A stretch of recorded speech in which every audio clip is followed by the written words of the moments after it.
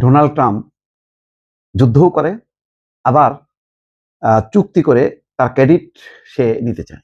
সে বলবে যে আমেরিকা আসলে যুদ্ধ করেনি, ইসরায়েল আর ওই ইরান যে যুদ্ধ জড়াইছিল সেটা আমি থামাই দিছি।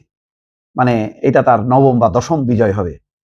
ভারত আর ওই যে কি বলে পাকিস্তানের যুদ্ধ থামানো, কম্বোডিয়া থাইল্যান্ডের যুদ্ধ থামানো সহ বহু যুদ্ধের সে কৃতিত্ব নেই। সমস্ত ঘটনার গুলোর পেছনে হচ্ছে ফেক কিছু আছে। ভারতও স্বীকারই করে না, কিন্তু ডোনাল্ড ট্রাম্প তার বগল সে বাজায় চলছে। এখন বলছে যে ইরানের সঙ্গে চুক্তি হলে তার স্বাক্ষরের জন্য তিনি পাকিস্তানেও যাবেন, এবং বলছেন খুব কাছাকাছি পৌঁছে গেছে, এবং তো মানে এগুলি বলে সে আসলে দুইটা খুবই মেধাবী মানুষ নিঃসন্দেহে, যদিও তার চিন্তা ভাবনা সব হঠকারী, কিন্তু তার মধ্যেও একটা বুদ্ধিমত্তা আছে যে সে সারা বিশ্বকে দেখাচ্ছে, দেখো আমি কতখানি মানে শান্তিপ্রিয় এবং মানে যুদ্ধ বন্ধ করতে চাই, যে আমি নিজে পাকিস্তান যেতে চাই। নর্মালি ট্রাম্পের মতো লোক পাকিস্তানে আসার কথা না, এরা বড়জোর ভারত পর্যন্ত আসে এই অঞ্চলে, দক্ষিণ এশিয়ার মধ্যে। সেখানে সে পাকিস্তান যাবে, আর পাকিস্তানকেও এখন পাইছে। মানে এবারের আলোচনায় ছিল দুইটা দেশ, যে ইস্তাম্বুল নতুবা হচ্ছে পাকিস্তান, ইসলামাবাদ। কিন্তু দেখেন সে পাকিস্তানকে বেছে নিছে কেন?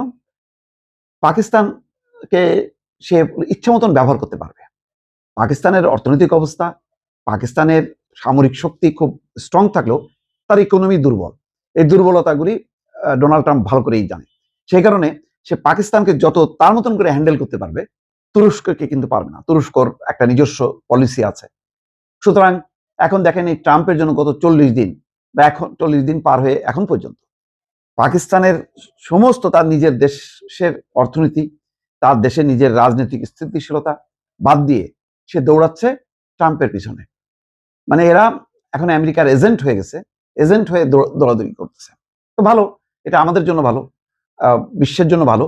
কিন্তু এটাও তো আবার ঠিক না যে সবকিছু বাদ দিয়ে পাকিস্তানের শাহবাজ শরীফ দৌড়ায় মধ্যপ্রাচ্যে, Asim Munir my dear field marshal, মানে ট্রাম্প তাকে my dear field marshal Asim Munir এত প্রিয়, সে চলে গেছে তেহরানে, সামরিক পোশাক পরে নামছে। তাকে আবার অভ্যর্থনা জানাইতে ইরানের পররাষ্ট্রমন্ত্রী আব্বাস আরাকচি যে হাজির হয়েছে। বোঝেন অবস্থা। এক সামরিক জেনারেল, এগুলি সাধারণত রাজনৈতিক বিষয় থাকে। পাকিস্তানে তো উপ পররাষ্ট্রমন্ত্রী আছে, আরো অনেক প্রভাবশালী মন্ত্রী আছে, তারা যাইতে পারে, এটা রাজনৈতিক সংকট। কিন্তু এখানে ট্রাম্পও জানে যে পাকিস্তান হচ্ছে সেনা নির্ভর দেশ, আর পাকিস্তানে আজ যদি মনে করে যে না এই সরকারকে রাখবে না, সে আসিম মুনিরকে দিয়ে কাজ করবে, এই জন্য সেনাবাহিনীকে সে করে, অথচ এদের মুখে হচ্ছে গণতন্ত্রের খই ফুটে। যাই হোক, ওটা অন্য বিতর্ক। এখন সেই আসিম মুনিরকে পাঠাইছে তেহরানে, যে এখন তেহরান একটু নাজুক অবস্থার মধ্যে আছে, হরমুজ প্রণালী অবরোধ করে বসে আছে, তার বাণিজ্যিক জাহাজ চলাচল করতে পারতেছে না, বিদেশি জাহাজ ভিড়তে পারতেছে না। তো এখন আসিম মুনির কে সরাসরি ডোনাল্ড ট্রাম্প পাঠাইছে, মানে তার প্রস্তাবনা নিয়ে। এখন সেই প্রস্তাবনায় হয়তো আসিম মুনির জানাইছে যে বস মোটামুটি রাজি করাইছে। তো সাথে সাথে ডোনাল্ড ট্রাম্প ওয়াশিংটনে বসে বলছে যে চুক্তি করতে আমি দরকার ইসলামাবাদে যাব। তো হয়তো ইসলামাবাদে আসবে এবং এই চুক্তি করে সে বিশাল তার বিজয়, সে একটা বিশাল কাজ করে দিল। অথচ এর মধ্যে কত মানুষকে মারল খেয়াল করেন। প্রধান ধর্মীয় নেতা আয়াতুল্লাহ আলী খামিনিকে হত্যা করলো, প্রতিরক্ষা মন্ত্রীকে হত্যা করলো, সেনাপ্রধানকে হত্যা করলো, আইআরজিসির প্রধানকে হত্যা করলো। এমনকি দুঃখজনক 168 জন ছোট ছোট শিশু, নারী শিশু শিক্ষার্থী, তাদেরকে হত্যা করলো। প্রথম দফায় স্কুলে হামলা করলো। এইরকম অমানবিক কর্মকাণ্ড করেও সে চুক্তি করে সে হাসতে থাকবে, আর বিশ্ব তাকায় তাকায় দেখবে।